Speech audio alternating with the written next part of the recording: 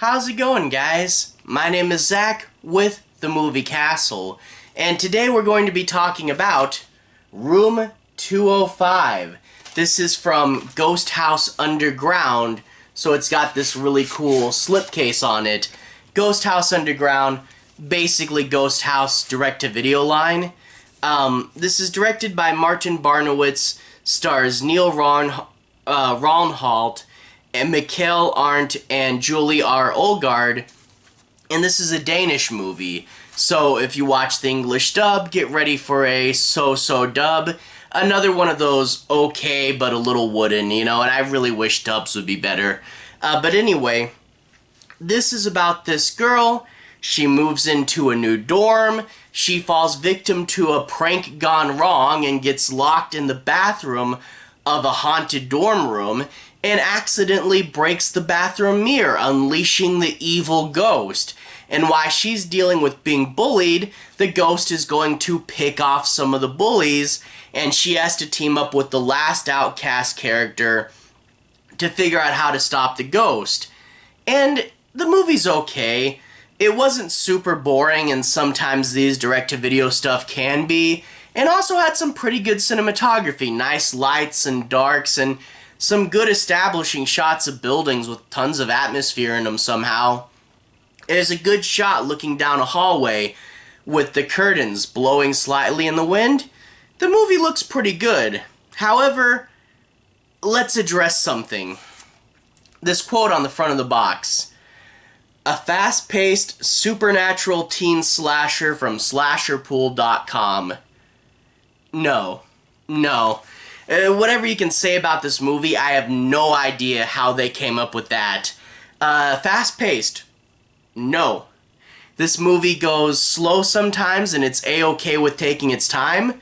But the big thing that got me, slasher. No. This is a ghost movie, and sometimes ghosts can be slashers. I think Freddy Krueger. Not this one. There are very few kills, and they are very disappointing in this movie. So yeah, if anyone bought this based on the quote, and they were expecting something really cool, no. Not fast-paced, not a slasher. I don't know what's up with this. But that's really the thing, being a horror geek, being a horror fan, what I'm looking for in this movie, that kind of becomes the problem. The marketing team knew it was a horror movie. The cinematographer did. The writers, though, I don't know what happened. They put the horror movie in the back seat. And this movie is primarily teenage drama with girl bullies. I never got that. Like, some people are super into the girl bully subgenre, and I never really liked it. I always thought it was kind of annoying, the whole, oh, you're not really wearing that, you're either with us or you're not in our group, and I was never the big fan. It's bullying. I'm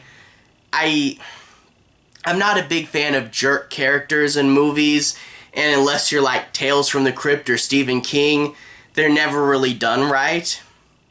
And this movie is primarily these annoying bullies and the main character having to put up with them, and the ghost is put in the back seat.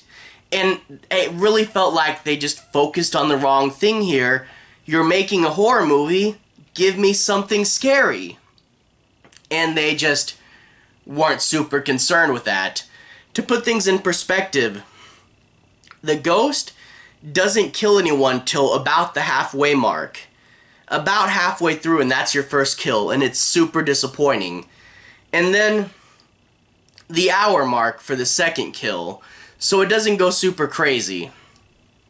And it's that last third that kinda starts to focus and become a relatively standard ghost movie, find the MacGuffin, stop the ghost. I did like it. It was relatively standard, but the biggest thing, push towards the back. I don't know why we spent so much time on these bullies. It really bugged me. Just focus on the horror. And it didn't. That frustrated me. There's a few other things that frustrated me. First off, she doesn't live in room 205. One of the other rando bully characters does. you make a movie about a haunted dorm room, just put your main girl in the haunted dorm room. That way she can get scared. But whatever. There's also some dream sequences that make very little sense. There's one where she goes to sleep, and then in her dream she's outside of the dorm room and goes back in. If she's asleep in the dorm room, just have her start in the dorm room. I don't know what's up with this intro, but she walks outside, the ghost is there, she gets scared, but it shows 205 on the door. It makes you think she lives there when she doesn't. It's a confusing shot early on in the movie. But no, she doesn't live in 205, and this dream makes it look like she does. The second dream, she's fixing a broken lamp, and then she rolls out of bed and goes, oh, that was just a dream. What do we care that the fixing the lamp scene was a dream? That makes no sense. There's also other scenes later on, like she's the good girl, and there's this outcast guy, Rolf, and she's just randomly mean to Rolf for this one scene. It's like she's the good girl and she sees Rolf once, and she's just a huge jerk in only this one scene. Why did they include that there?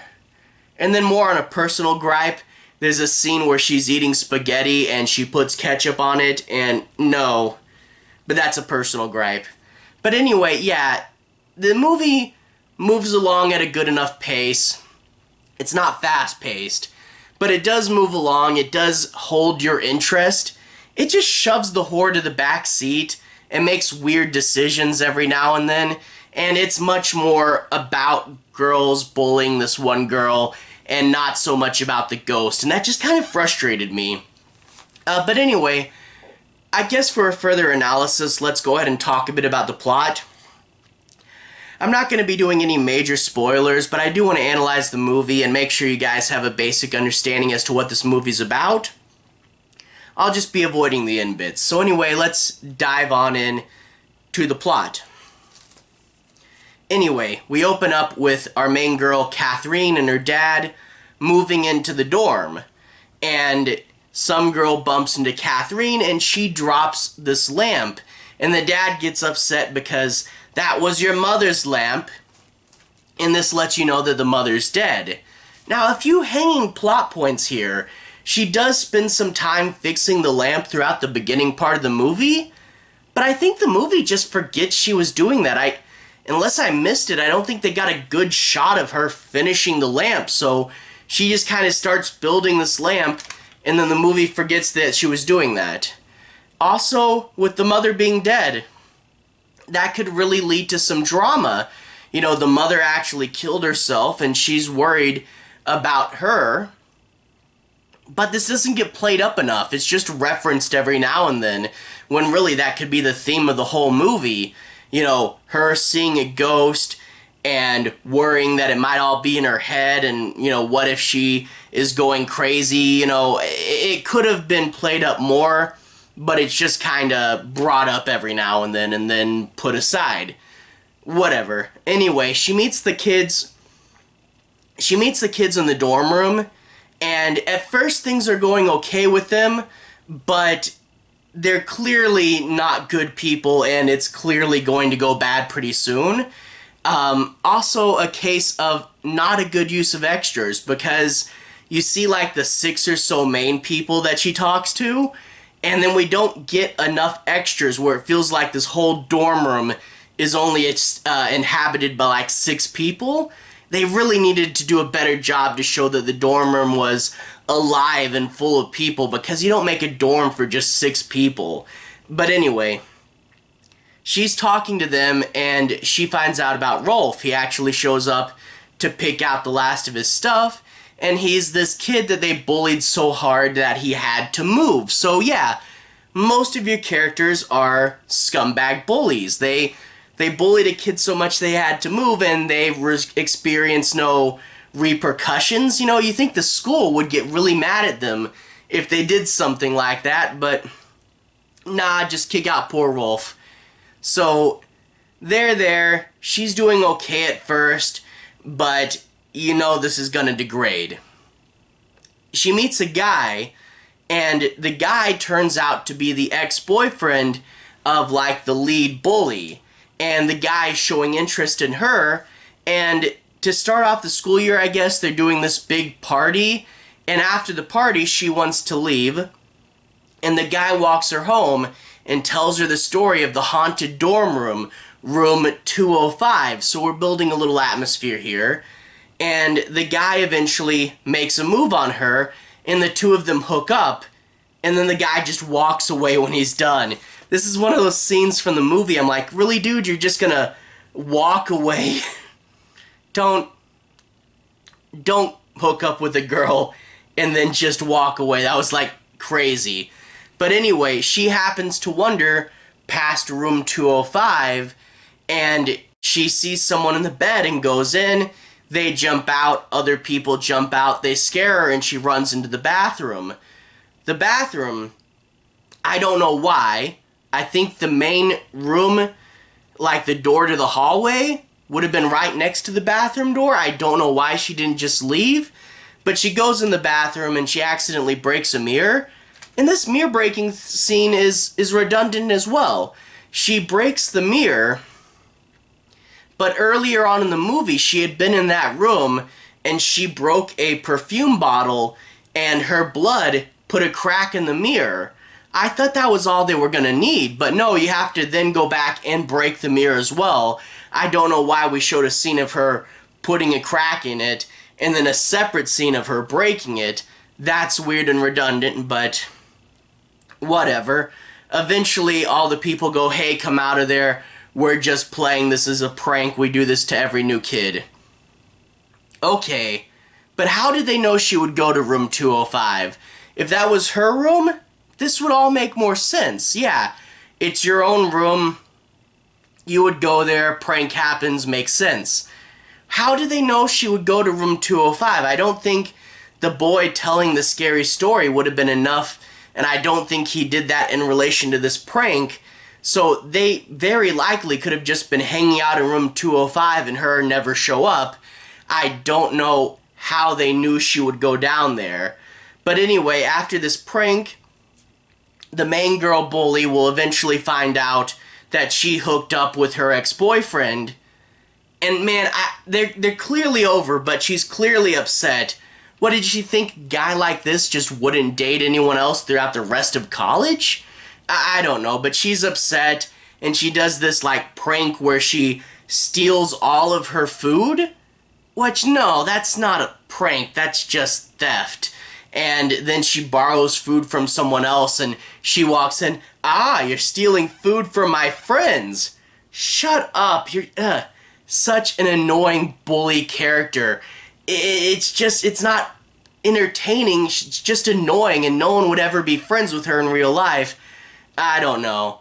But anyway, the bullying gets kind of worse, but eventually the ghost will kill someone, again about halfway through the movie, and the ghost kills someone by pushing her onto a glass table and she dies. You know, yeah, that might kill her, but I've seen so many horror movies, everyone jumping through windows all the time and they come out without a scratch. You know, when you do a death, it should be a gruesome, scary death, not a, oh, I guess you could die from that. And yeah, to see the first person get killed because they fell onto a glass coffee table? That's a super lame death. And on top of that, it takes them like a day to find her. So she's dead, and the main girl bully will blame the main character for this.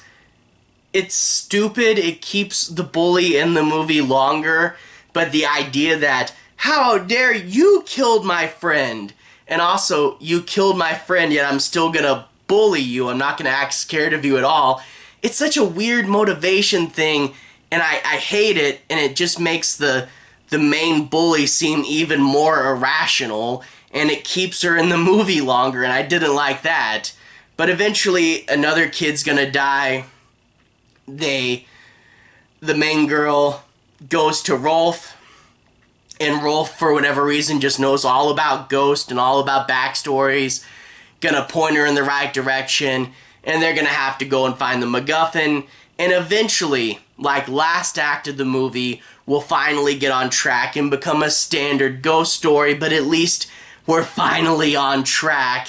And yeah, it's okay. Like I said, it's not super boring. It's just the movie focusing on these annoying bullies and putting the ghost in the back seat. I just didn't really like that at all. And I don't know. It's just a frustrating movie more than being a bad movie. And I wish it had just said, hey, we're a horror movie. Let's be a horror movie. Let's try to scare people. But instead they just packed all that up and put it in the back.